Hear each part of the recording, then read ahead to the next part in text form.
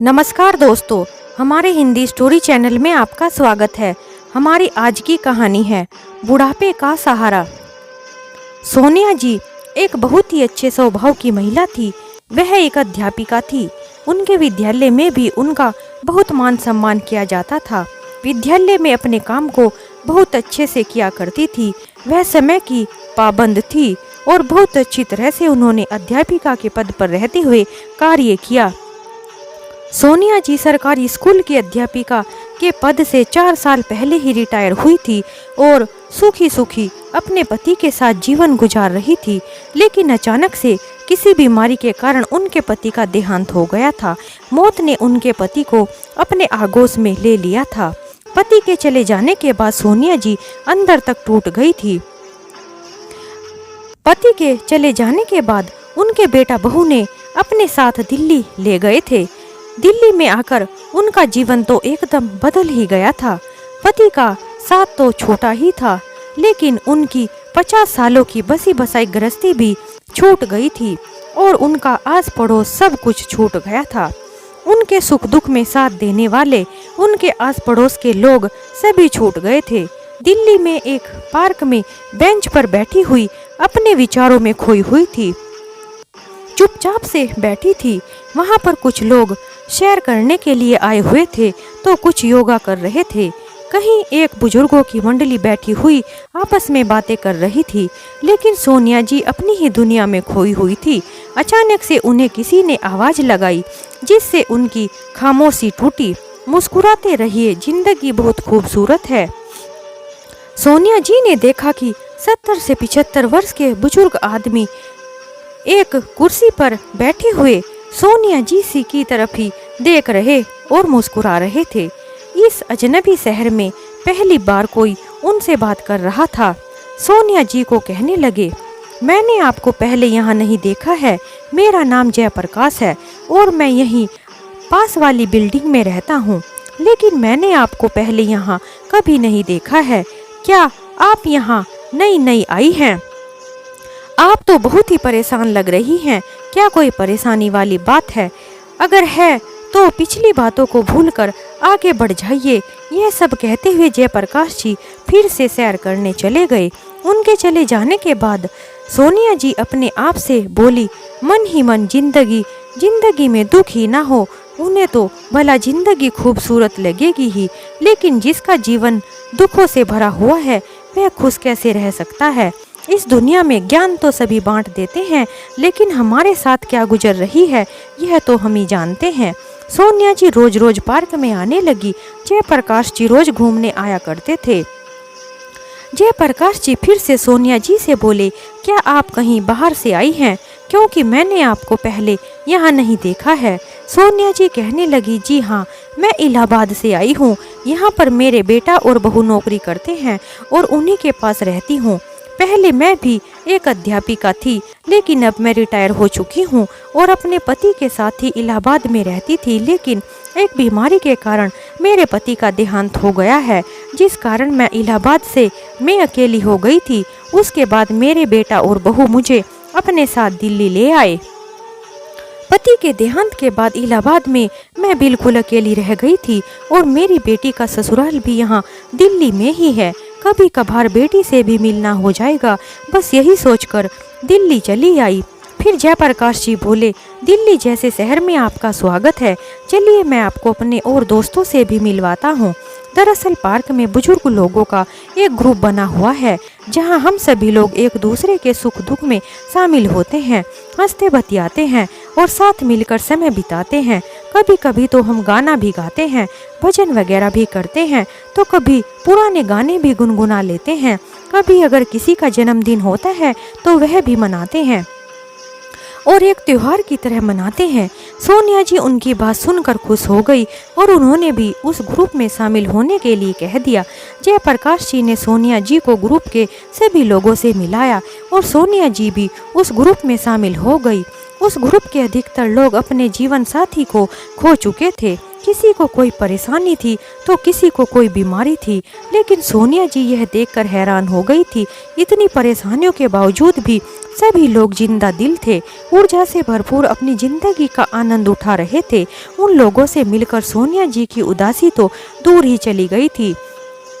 सभी लोग हर रोज सुबह शाम सब लोगों के साथ अपना समय बिताने लगी। सोनिया जी अपनी बेटी को पार्क में मिलने वाले लोगों के बारे में अपनी बेटी को सारी बातें बताया करती थी।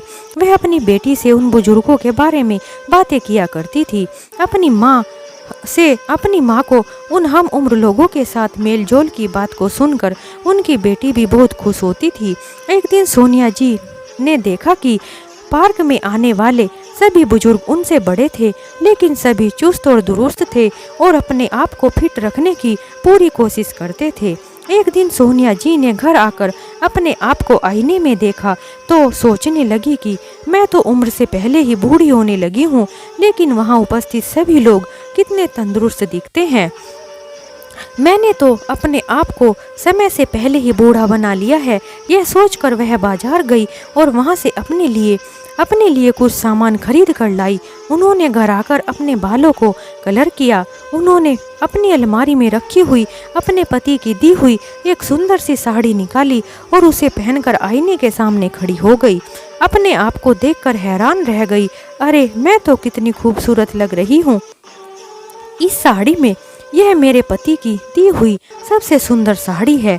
यह हुई ना बात, खुद से ही बात करती हुई मुस्कुराती हुई बोली। शाम के समय जैसे ही वह पार्क में घूमने के लिए जाने लगी, उसी समय उनकी बहू की नज़र उन पर पड़ गई। अपनी सास को इस तरह से तैयार देखकर वह हैरान रह गई और उसका मुंह खुला का खुला रह गया और वह अपनी सास से बोली, अरे यह क्या माँ जी, यह सब क्या है? उसने अपने पति रचित को झट से आवाज़ लगाई, अरे देखो तो जरा बाहर देखिए, तुम्हारी माँ को क्या हो गया है? इस उम्र में सजने संवरने का इन पर भूत सवार हो गया है। जैसे ही रचित ने अपनी माँ को देखा तो अपने मुंह पर हाथ रखकर जोर जोर से हंसने लगा। तभी उनकी बहू बोली, माँ जी, आपने कैसी साड़ी पहनी है? क्या इस उम्र में आपको ऐसी साड़ी पहनना शोभा देता है? इतनी चमक धमक वाली साड़ी पहनने की आपकी उम्र नहीं है। अब तो पिताजी भी नहीं है। अपने बेटे बहू का ऐसा व्यवहार देखकर सोनिया जी का दिल ही टूट गया था और वह चुपचाप जाकर अपने कमरे में बैठ गई। अब तो उनका मन बाहर जाने का भी नहीं कर रहा था, लेकिन सोचने लगी कि अगर आज अच्छे से तैयार हो ही गई तो मैंने कौन सा गुनाह कर दिया है। आज तक तो मैंने कभी बहू को किसी भी बात के लिए नहीं रोका है। जो चाहे अपनी मर्जी से करती है। जब मर्जी होती है बाहर जाती है, अपनी मर्जी से पहनती है, खाती है और पीती है। पर मैं तो हमेशा से यह सोचती थी कि समय बदल गया है। बड़े शहरों में लोग मॉडर्न हो जाते हैं।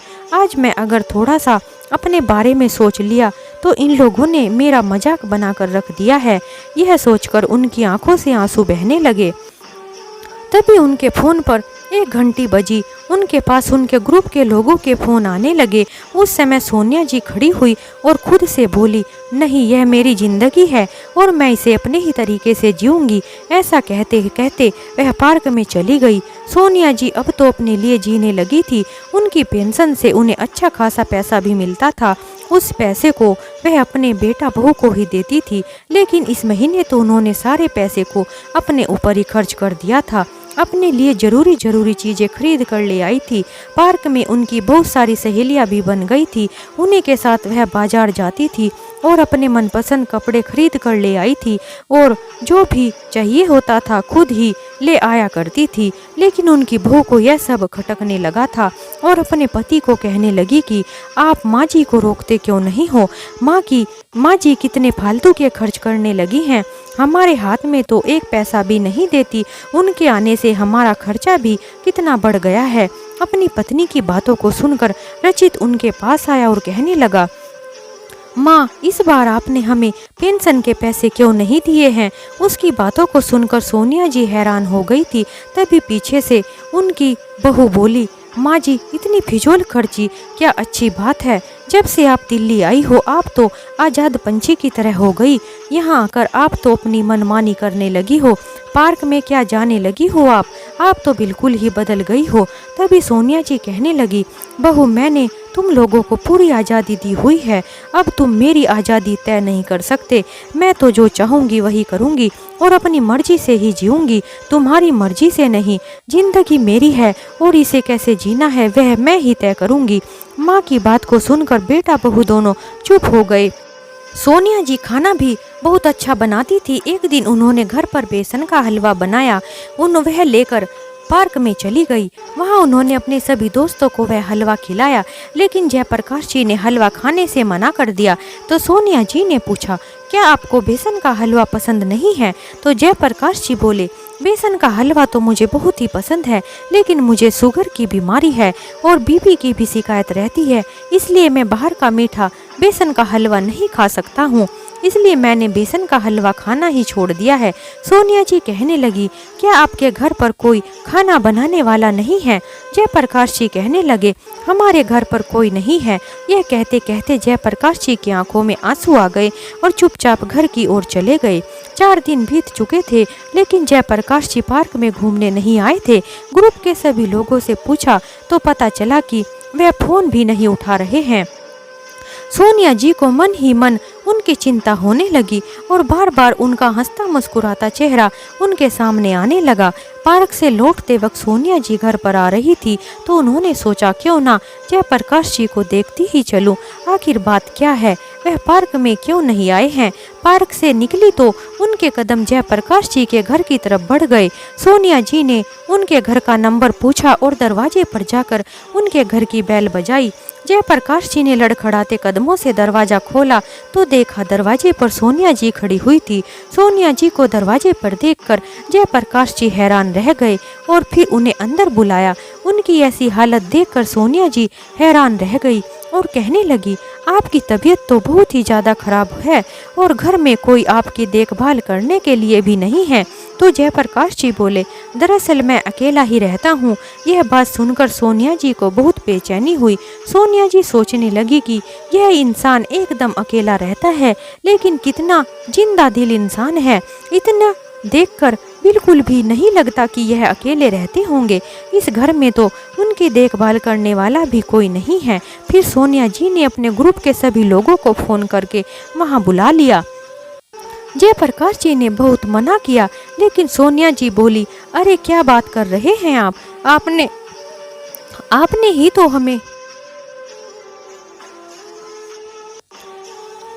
तो हमें जीना सिखाया है और आप जैसे इंसान को हम अकेले कैसे छोड़ सकते हैं। थोड़ी ही देर में उनकी मदद से सोनिया जी जयप्रकाश जी को अस्पताल ले गई और उन्हें दवाइयाँ देते हुए अच्छी खुराक लेने के लिए कहा, दवाई भी समय पर लेने के लिए कहा। लेकिन उनके घर में तो खाने पीने की समस्या थी, उनके घर में कोई नहीं था। सोनिया जी के ग्रुप में 3 और महिलाएं थी। उन तीनों महिलाओं ने जयप्रकाश जी के लिए खाना भेजने की जिम्मेदारी ली। समय समय पर सोनिया जी उन्हें दवाई देने की भी हिदायत देती रहती थी। थोड़े ही दिनों के बाद जयप्रकाश जी बिल्कुल स्वस्थ हो गए थे और वापस पहले की तरह पार्क में घूमने आने लगे। एक दिन सोनिया जी उनसे पूछ बैठी, जयप्रकाश जी, अगर आप बुरा न माने तो क्या मैं आपसे एक बात पूछ सकती हूँ? क्या आपका इस भरी दुनिया में अपना कहने वाला कोई नहीं है? जयप्रकाश जी आज सोनिया जी की ये बात को टाल नहीं पाए थे और वह सोनिया जी के सामने अपने अतीत के पन्ने एक एक करके पलटने लगे और मुस्कुराते हुए बोले, वह क्या दिन थे जब मैं अपनी पत्नी को शादी करके घर लाया था। कितनी हंसी खुशी से अपने सपने संजोए थे। हम लोगों ने शादी के 12 सालों तक हमारी कोई औलाद नहीं हुई थी। काफ़ी समय तक डॉक्टर इलाज करवाया गया। उसके बाद एक खुशखबरी आई और हमारे बेटे का जन्म हुआ। अपने बेटे के आने के बाद छोटे से परिवार में हम बहुत खुश थे, लेकिन भगवान को शायद हमारी खुशियाँ मंजूर ही नहीं थी। अभी बेटा 6 साल का ही हुआ था कि उसकी माँ का देहांत हो गया। अचानक से उन्हें हार्ट अटैक आ गया था। जब तक पता चला बहुत देर हो चुकी थी। मेरी जीवन साथी तो इस दुनिया को छोड़कर विदा हो गई और वह भी हमेशा हमेशा के लिए। कहते कहते जयप्रकाश जी की आंखों में आंसू आ गए। तभी नाते रिश्तेदारों ने मुझे दूसरी शादी के लिए बहुत जोर दिया, लेकिन मैंने मना कर दिया क्योंकि मैं अपने बेटे को सौतेली माँ के हवाले नहीं करना चाहता था। इसलिए मैंने दूसरी शादी नहीं की। माँ बाप दोनों का प्यार मैं अकेले ही उसे दिया। मैंने अपने बेटे को किसी चीज़ की कमी नहीं होने दी। लेकिन देखो तो नसीबों का खेल ही निराला है। मेरे उसी बेटे ने क्या किया, मुझे तो यह कहा कि पापा जी हम तो घूमने के लिए ऑस्ट्रेलिया जा रहे हैं। यह कहकर मेरा बेटा और बहू घर से निकले थे। लेकिन बेटे के जाने के बाद पता चला कि जिस घर में हम रहते हैं, मेरे बेटे ने तो उस घर को पहले ही बेच दिया था और खरीदारों को यह कहकर गया था कि 3 महीने के बाद घर को खाली करवा लेना। और उसके बाद मेरा बेटा फिर कभी भी वापस नहीं आया। फिर जयप्रकाश जी कहने लगे, अपनी आंखों में आंसू लिए, आपको पता है सोनिया जी, अगर मेरे पास रिटायरमेंट का पैसा ना होता तो मैं तो सड़क पर ही आ गया था। मेरे बेटे ने तो मुझे कहीं का नहीं छोड़ा था। इस वजह से मैं यह 2 कमरों का घर खरीद लिया था और इसी में रह रहा हूँ। यह कहते कहते जयप्रकाश जी बहुत ज़्यादा भावुक हो रहे थे और कहते कहते उनकी आंखों से आंसुओं का झरना बह निकला। सोनिया जी उन्हें बहुत हौसला दिया और कहा, अरे आप ही तो हमें कहते हैं कि इंसान को हर पल मुस्कुराते रहना चाहिए। अब तो सोनिया जी और जयप्रकाश जी को एक दूसरे में एक ऐसा दोस्त दिखाई देने लगा जो अपने सुख दुख को एक दूसरे के साथ बांट सके। कुछ दिन गुजरने के बाद जब एक दिन सोनिया जी पार्क में गई तो देखकर हैरान रह गई। पार्क में सभी लोगों ने एक बहुत बड़ा केक मंगवा रखा था। जैसे ही सोनिया जी पार्क में पहुंची तो सभी लोग जोर जोर से चिल्लाने लगे, happy birthday to you Sonia ji. सभी लोगों का इतना प्यार देखकर उनकी आंखों से खुशी के आंसुओं का झरना बह निकला। सब लोगों ने मिलकर एक बहुत ही सुंदर सी साड़ी सोनिया जी को दी। सोनिया जी को दी गई साड़ी बहुत ही पसंद आई क्योंकि वह उपहार स्वरूप इन्हें दी गई थी। उसके पास सोनिया जी ने पूछा, अरे आप सभी को कैसे पता चला कि आज मेरा जन्मदिन है? पर तो जयप्रकाश जी बोले, अरे आप भी कैसी बातें करती हैं, आजकल तो सोशल मीडिया से सब कुछ पता चल जाता है। अपने जन्मदिन को मनाकर सोनिया जी अपनी साड़ी को लेकर जैसे ही अपने घर गई तो उन्होंने उस साड़ी को बाहर एक टेबल पर रख दिया। उनकी बहू की नज़र जब उस साड़ी पर पड़ी तो उस साड़ी को देखकर कहने लगी, अरे यह इतनी खूबसूरत साड़ी कहाँ से आई है? और उस साड़ी को खोलकर देखने लगी और फिर दौड़ी दौड़ी अपने पति के पास गई और जाकर अपने पति रचित से कहने लगी, आप मेरे लिए कितनी सुंदर साड़ी लाए हो, लेकिन आपने मुझे बताया नहीं कि आप इसको कब लेकर आए। यह तो बहुत ही सुंदर है। यह सुनकर रचित हैरान रह गया और कहने लगा, मैं तो नहीं लेकर आया। अपनी बहू बेटों की बात सुनकर सोनिया जी कहने लगी, अरे बेटा यह साड़ी मेरी है। पार्क में मेरे सभी दोस्तों ने यह साड़ी मुझे गिफ्ट में दी है। आज मेरा जन्मदिन है, इसलिए सभी लोगों ने मिलकर मुझे यह साड़ी उपहार स्वरूप भेंट की है और बड़े ही प्यार से दी है।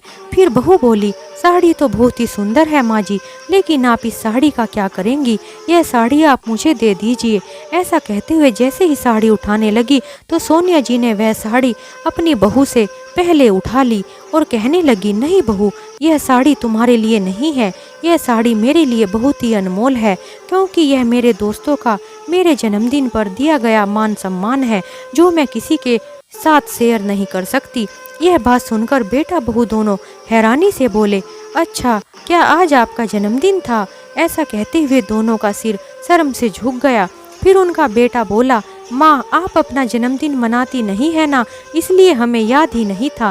तभी सोनिया जी अपने बीते दिनों की यादों में खो गई, जब अपने बच्चों के जन्मदिन के अवसर पर वह पूरा दिन रसोई घर में खड़े होकर उनकी पसंद की चीज़ें बनाया करती थी और शाम के समय उसके सभी दोस्तों को बुलाकर पार्टी भी देती थी।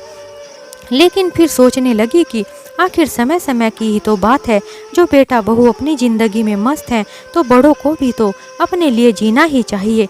लेकिन सोनिया जी की बहू को तो अपनी सासू माँ का यह परिवर्तन रास ही नहीं आ रहा था। एक दिन जब सोनिया जी पार्क में चली गई तो उनका अपना फ़ोन साथ ले जाना भूल गई। उसके बाद उनकी बहू सोनिया जी फ़ोन को उठाकर उनका फ़ोन चेक करने लगी। जब उन्होंने देखा कि उनकी सासू माँ तो फेसबुक और व्हाट्सएप पर भी हैं, यह देखकर वह दंग रह गई। इन सभी बातों को नमक मिर्च लगाकर अपने पति को बताया और जयप्रकाश जी के भेजे गए गुड मॉर्निंग और गुड नाइट के मैसेज को अपने पति रचित को दिखाने लगी। अब तो रचित को भी अपनी माँ पर शक होने लगा था। जैसे ही सोनिया जी पार्क से वापस लौटी तो बेटा बहू तो उन पर बरसने के लिए तैयार ही बैठे थे।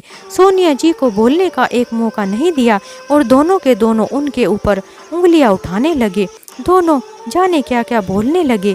यह सुनकर सोनिया जी हैरान रह गई। फिर सोनिया खुद को संभालते हुए बोली, अरे बेटा, भूल भूल गए क्या? 4 दिन पहले ही तुमने घर पर पार्टी रखी हुई थी।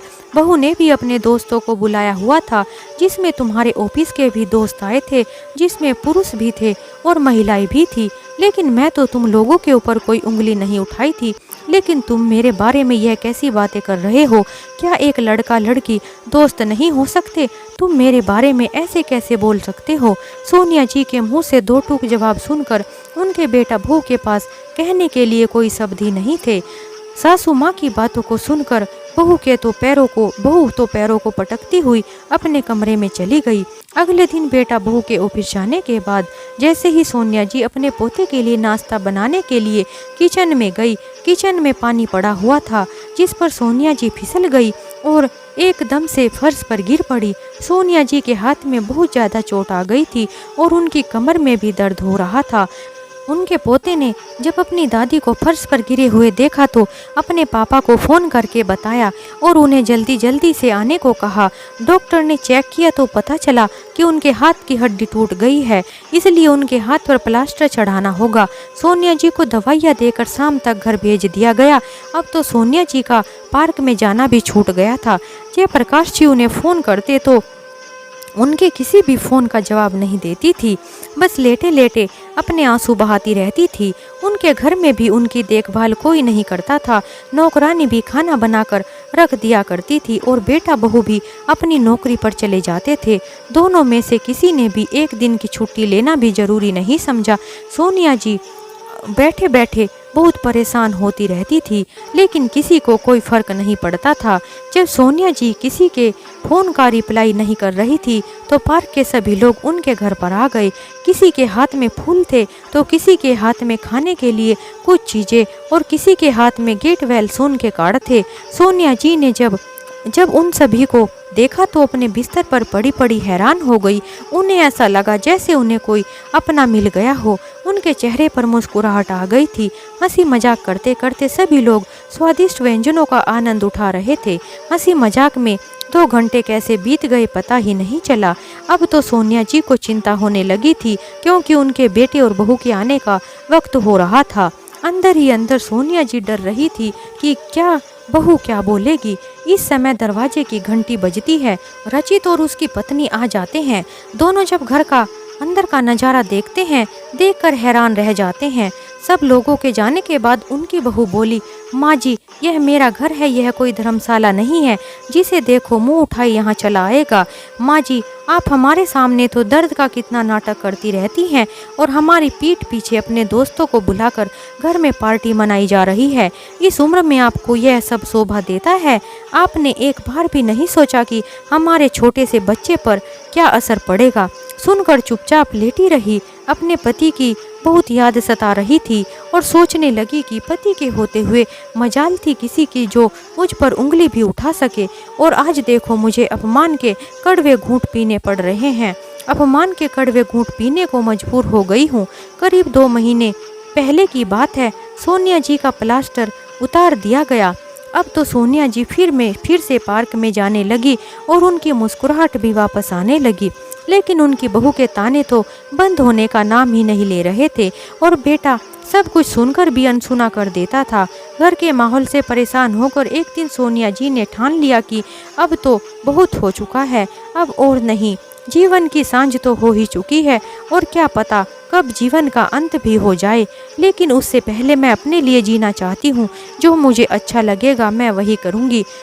अपने बेटे और बहू का मोह छोड़ते हुए उन्होंने सामने के फ्लैट में ही एक कमरा किराए पर ले लिया। उनके बेटे ने रोकना चाहा तो सोनिया जी ने स्पष्ट मना कर दिया और कहा कि अब वह किसी पर बोझ नहीं बनना चाहती। तभी उनकी बहू बोली, हाँ हाँ, पंख तो लगाए हैं अब आपके, अब तो आप आज़ाद घूमेंगी ही। सोनिया जी ने अपनी बहू की बातों पर गुस्सा नहीं किया और कहने लगी, बहू तुमने बिल्कुल सही कहा है, अब मैं अपने सपने पूरा करूंगी। उन्होंने अपना सामान पैक किया और सामने के ही फ्लैट में शिफ्ट हो गई। उनकी इतनी पेंशन तो आती ही थी कि वह अपना खर्चा खुद उठा सके, अपना खर्चा आसानी से निकाल लेंगी और काम वाली भी रख लेंगी। यही सोचकर वह दूसरे घर में शिफ्ट हो गई। सोनिया जी अब तो जिंदगी बहुत ही आराम से जी रही थी। उनका बेटा और पोता कभी कभी उनसे मिलने आ जाया करते थे, लेकिन बहू से तो इतना भी नहीं होता था।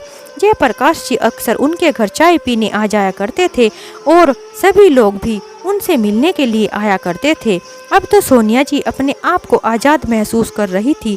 अपने अलग रहने की बात सोनिया जी ने अपनी बेटी को भी बता दी थी। अपनी माँ के अलग रहने की बात बारे में सुनकर सोनिया जी की बेटी को थोड़ा दुख तो हुआ, लेकिन एक सुकून भी था कि उसकी माँ अब अपनी मर्जी से जी पाएगी। एक दिन सोनिया जी हैरान रह गई जब उन्होंने अपने दरवाजे पर अपनी बेटे के साथ अपनी बहू को भी देखा।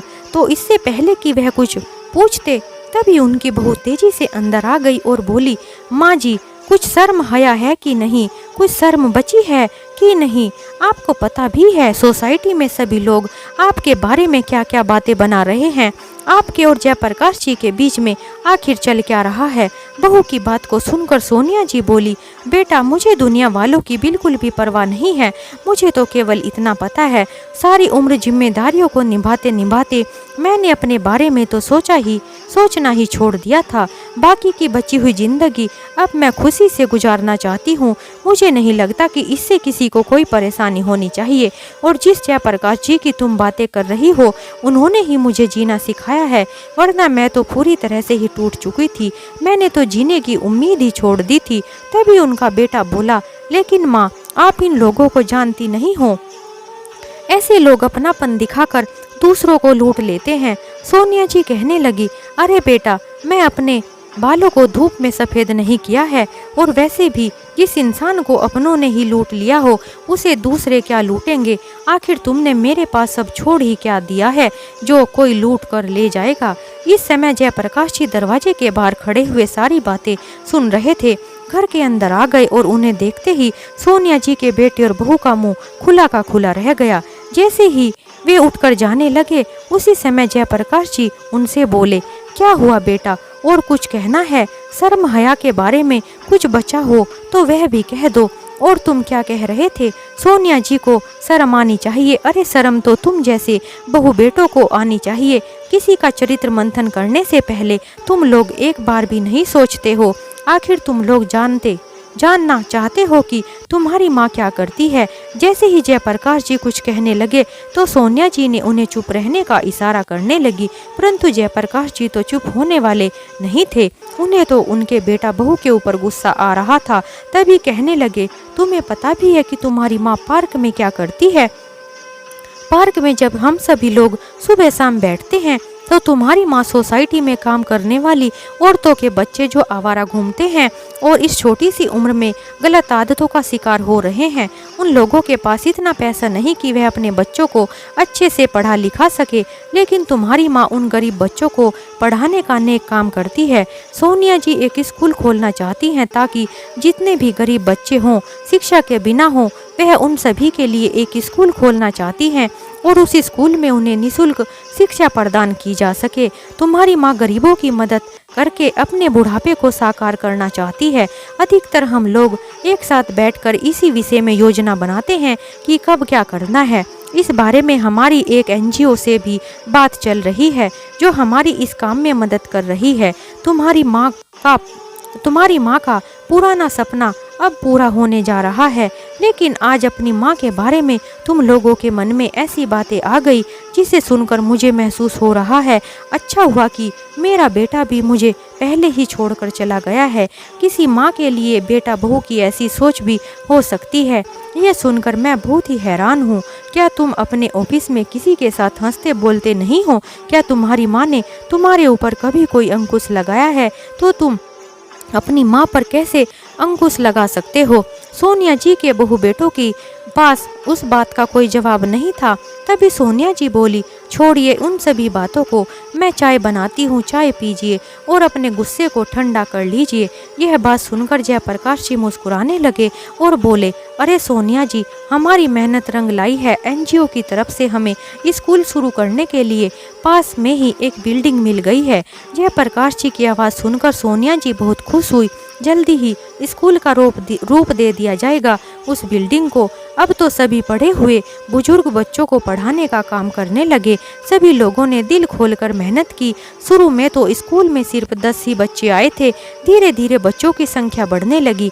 देखते ही देखते उनका यह स्कूल की चर्चा का विषय बनता जा रहा था। सोनिया जी और उनके साथ साथ काम करने वाले सभी बुजुर्गों को जीने का एक मकसद मिल गया था। एक दिन सोनिया जी की बेटी अपनी माँ के पास रहने के लिए आई और कुछ दिनों के लिए अपनी माँ के पास ही रुक गई। जब वह अपने भाई भाभी से मिलने गई तो उन्होंने उसे जयप्रकाश जी के बारे में बताया। यह भी कहा कि तुम्हें माँ को समझाना चाहिए। लेकिन उनकी बेटी को अपनी माँ में कोई बुराई नजर नहीं आ रही थी, बल्कि वह तो अपनी माँ के इस फैसले से बहुत ही खुश थी। उसने देखा कि उसकी माँ के चेहरे पर फिर से मुस्कुराहट आ गई है। अपनी वृद्धावस्था में भी वह बहुत खुश है और अपनी वृद्धावस्था में खुशी खुशी से जिए जा रही है, जिसमें जयप्रकाश जी उनका पूरा सहयोग करते हैं। उन दोनों की दोस्ती पर उन्हें बहुत गर्व था और इस दुनिया की समझ से बहुत परे थी। दोनों एक दूसरे का बहुत ही ख्याल रखते थे।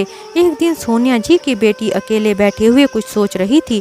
सोचते सोचते उसके मन में ख्याल आया कि तभी उसकी नज़र सामने रखे हुए एक न्यूज़पेपर पर पड़ी। उसमें छपी हुई एक खबर ने उसका ध्यान अपनी ओर खींच लिया। अगर बुढ़ापे में बच्चे ही साथ छोड़ दें तो अकेली माँ और पिता क्या कर सकते हैं? वृद्धावस्था में अकेलेपन को दूर करने के लिए 67 वर्ष के बुजुर्ग ने 65 वर्ष की महिला के साथ शादी कर ली। दोनों अपनी गृहस्थी बसाकर बहुत खुश हैं। इस खबर को पढ़कर कोमल जी की बेटी के मन में एक विचार आया। जब जयप्रकाश जी सोनिया जी के घर आए तो अपनी माँ और जयप्रकाश जी के सामने सोनिया जी की बेटी ने शादी का प्रस्ताव रख दिया और कहने लगी कि आप दोनों के रिश्ते को यह दुनिया नहीं समझ पाई तो क्यों ना इसे एक नया नाम ही दे दिया जाए। क्या आप दोनों एक दूसरे का जीवन साथी बनना पसंद करेंगे? अपनी बेटी की बात को सुनकर, अरे बेटी, यह तू क्या बोल रही है? इस उम्र में हम पर क्यों दाग लगवाना चाहती है? लेकिन उसकी बात को सुनकर थोड़ी देर तो चुप बैठे रहे, जाने उनके मन में क्या बातें चल रही थी। सोनिया जी के गुस्से को देखकर उन्होंने कुछ ना कहना ही उचित समझा और अपने घर वापस लौट आए। फिर सोनिया जी की बेटी ने उन्हें समझाया कि माँ, अगर जीवन के अंतिम पड़ाव में जीवन की राह में कोई अच्छा साथी मिल जाता है तो साथ चलने में मुझे नहीं लगता कोई दिक्कत है, बल्कि चलना आसान हो जाता है। सोनिया जी सोचते सोचते अपने पति की तस्वीर के सामने बैठ गई। सोनिया जी का मन बहुत बेचैन हो रहा था। सोचने लगी कि मैं अपने पति को धोखा नहीं दे सकती हूँ, कि मेरे पति भी तो यही चाहते थे कि मैं हमेशा से खुश रहूं और मेरे होठों पर हमेशा मुस्कान बनी रहे। आखिर उन्हें भी तो चैन नहीं मिलता होगा मुझे इस तरह से दुखी देखकर। दोस्ती को एक रिश्ते का नाम दे दिया जाए तो दुनिया का मुंह बंद हो जाएगा और मुझे एक जीवन साथी भी मिल जाएगा। जयप्रकाश जी को भी इस रिश्ते से कोई भी ऐतराज नहीं था। चिंता तो बस उन्हें एक ही बात की थी कि कोई उन पर उंगली ना उठा दे। लेकिन सोनिया जी के बेटे बहू जब यह बात पहुंची तो वे भड़क गए। वे दोनों इस रिश्ते के सख्त खिलाफ थे। सोसाइटी में हर कोई उनके बारे में बातें ही कर रहा था। 4 दिन बीत गए। एक दिन अचानक से मीडिया वाले भी सोनिया जी के स्कूल के बाहर पहुंच गए और उनसे इस रिश्ते के बारे में बात करने लगे। मीडिया वालों को देखकर सोनिया जी हैरान हो गई थी और वह सोचने लगी कि मीडिया तक यह बात कैसे पहुंची। पीछे खड़ी हुई सोनिया जी की बहू मुस्कुरा रही थी और यह सोच रही थी कि बड़ी आई हिम्मत दिखाने वाली। अब देखती हूँ सारी दुनिया को क्या जवाब देती है। पूरी दुनिया को जवाब देगी तो पता चलेगा। चारों तरफ जैसे कोहराम मच गया था। चारों तरफ सोनिया जी और जयप्रकाश जी की शादी के चर्चे हो रहे थे, लेकिन सोनिया जी ने सोच लिया था कि आज वह चुप नहीं बैठेंगी। जब मीडिया वालों ने सोनिया जी से पूछा कि क्या यह बात सच है कि आप इस उम्र में जयप्रकाश जी से शादी करने जा रही हैं, अपने स्कूल के बच्चों को क्या आप यही शिक्षा देने चली हैं? मीडिया वाले सवाल पर सवाल किए जा रहे थे। सोनिया जी खुद को संभालते हुए एक गहरी सांस लेते हुए बोली, जी हाँ, यह बिल्कुल सच है कि मैं और जयप्रकाश जी शादी करने जा रहे हैं। और बोलिए, बिल्कुल सच बात है। हमें शादी करने के लिए भी इस समाज ने मजबूर कर दिया है। हमें शादी करने के लिए मजबूर करने वाला यह समाज ही है। हमारा शादी करने का मकसद केवल अपना अकेलापन बांटना है, वह अकेलापन जो आज की पीढ़ी ने हमें दे दिया है।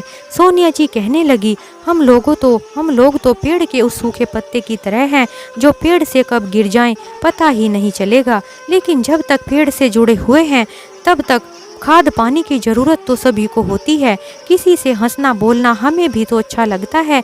अगर हम एक दूसरे के साथ सुख दुख बांट लेते हैं, हंस बोल लेते हैं, तो यह भी समाज को अच्छा नहीं लगता है, उसमें भी समाज को परेशानी होने लगती है।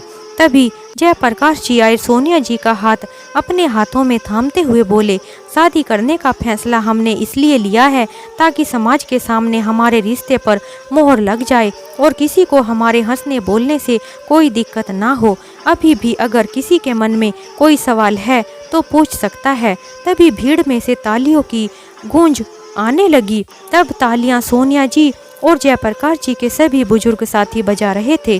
देखते ही देखते पूरी भीड़ तालियों से गूंज उठी और स्कूल में भी तालियां गूंजने लगी। सब उनके साहस की सराहना कर रहे थे। जयप्रकाश जी और सोनिया जी ने अब शादी कर ली थी और अपने रिश्ते को एक नया नाम दे दिया था। दोनों खुशी खुशी एक साथ रहने लगे और अपने जीवन को खुशी खुशी से बिताने लगे। अनाथ बच्चों को पढ़ाते पढ़ाते उनका जीवन खुशी से बीत रहा था और वह समाज के लिए एक अच्छा काम कर रहे थे। तो दोस्तों, इस तरह हमारी यह कहानी समाप्त होती है। अगर आपको हमारी कहानी थोड़ी भी अच्छी लगी हो तो हमारे चैनल को लाइक करें, शेयर करें और सब्सक्राइब करें और हमें कमेंट में ज़रूर बताएं कि आपको हमारी कहानी कैसी लगी। हमारी यह कहानी सुनने के लिए बहुत बहुत धन्यवाद। अगली कहानी के साथ हम फिर मिलते हैं।